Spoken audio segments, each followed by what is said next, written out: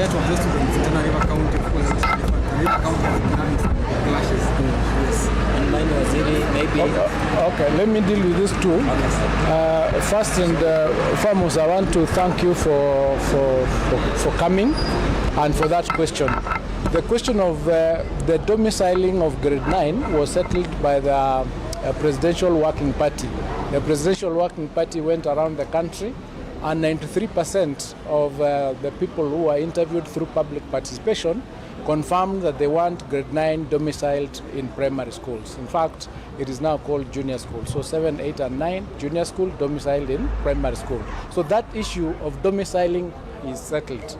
Pursuant to that, an assessment was done, and we confirmed that we need 16,000 classrooms to be able to accommodate them in January 2025. Towards this end, as a ministry, we've already done 3,500 classrooms. The next slot, that is 7,500, is ongoing. We are in between, I think, 22% to 68% complete. And the last 5,000 is a partnership between the ministry and the CDF Officers Constituency Fund, and they are going to be done. All these classrooms are going to be ready before January 2025 for the students to come in. Today, you've seen we flagged off the books for grade 9.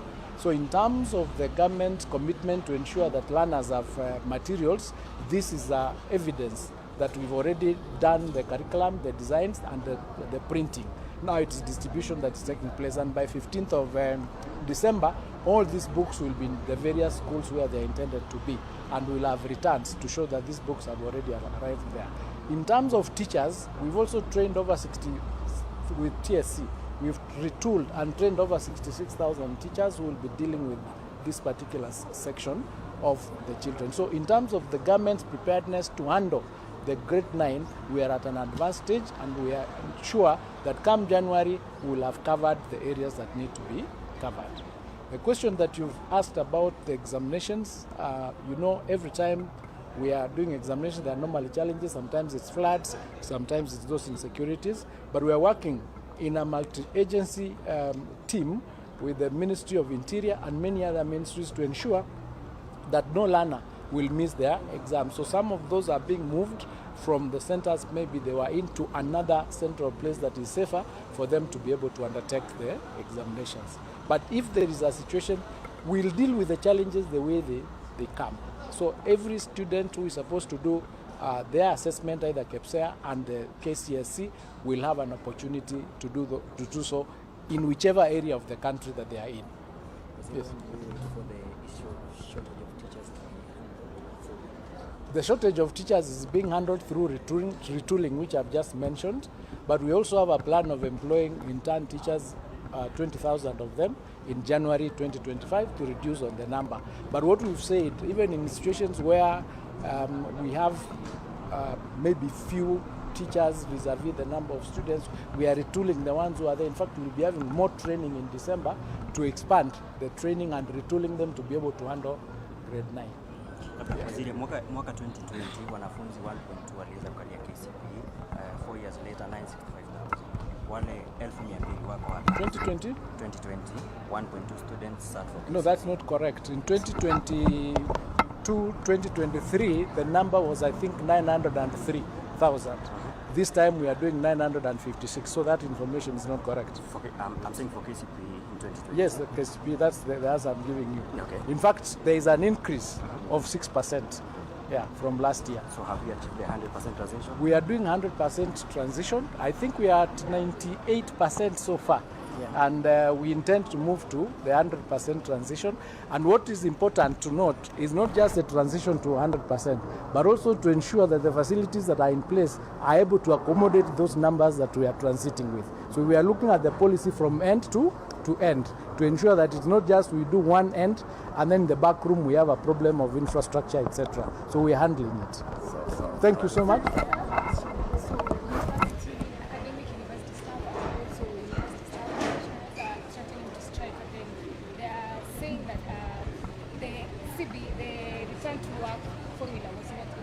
Yes, the universities' staff unions have been in discussion with an interministerial committee on how to handle the return to work formula and the figures that are involved. It's a question that of us not agreeing on the figures, but they are still talking. We are still talking to them. I think even today there will be a meeting. Though they've threatened to issue a strike notice, the discussions are taking place. And as I indicated to them earlier, we are in a difficult physical environment because of the finance bill and because of the debt. So what we are trying to do is work within the amounts of money that we have to ensure that each and every Kenyan at least survives.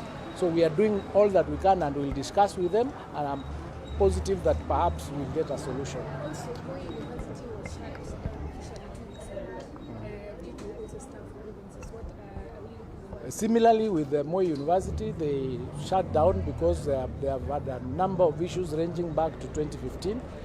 Their issues are not issues that can be done or sorted out immediately. But what we've done, we've come up with a strategy to ensure that the school opens. So we are looking for a particular amount of resources, which we are going to give to Moi University in order for them to be able to open as we deal with the teething problems that have been facing that university for a long time. And what we've agreed, the whole team, from the ministry to treasury, to parliament, to the political leadership in that area, is that all of us have to come on board and bite the bullet. Where there is a problem, we say this is a problem, how are we going to solve it? If it's a governance issue, we are going to deal with it. If it's a financial issue, we'll deal with it. If it's a wastage issue, we'll deal with it. So we are already having in place a number of programs to ensure that Moi University's problem is solved. We will not allow it to go down. Thank you.